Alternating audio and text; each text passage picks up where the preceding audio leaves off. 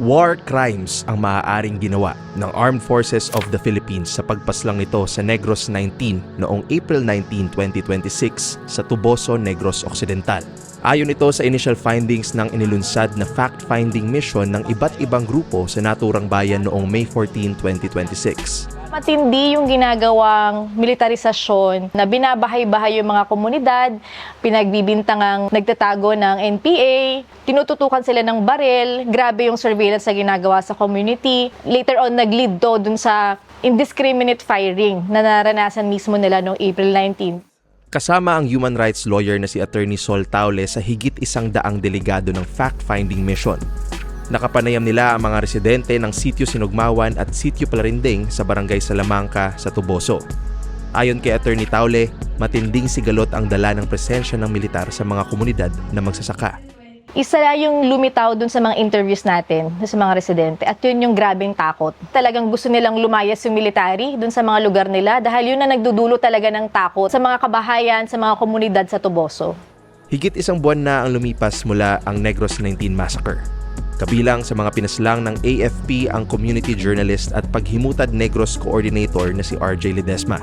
Sa gitna ng pagtatangka ng militar na ipinta sila bilang masasamang tao, patuloy ang pagpaparangal sa kanila bilang mga huwarang aktivista at Pilipinong nagsilbi sa kapwa.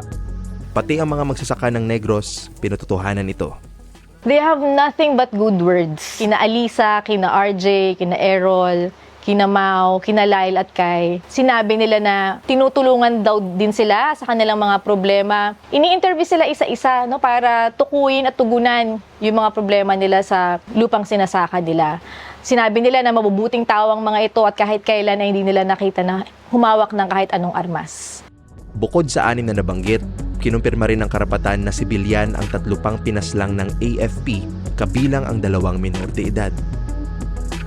Hindi na bago ang nangyari sa Negros 19 lalo na sa nagpapatuloy na kampanya kontra insurhensya ng pamahalaan. Pero hindi raw dapat tratuhin bilang normal o makatarungan ang basta-basta na lang pagpatay sa mga sibilyan o kahit sa mga naglulunsad ng revolusyon. Para sa mga progresibo, dapat matunton ang ugat at masolusyonan ang mga problema ng lipunan na nag-uudyok sa mga taong inaapi upang humawak ng armas.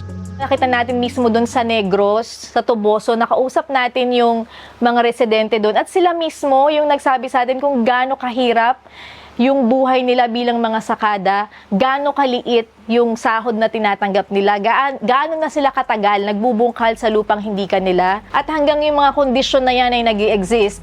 Hindi matatapos yung paglaban ng mamamayan sa kahit ano pang forma ito para mabago yung ganitong co-oppressive na sistema.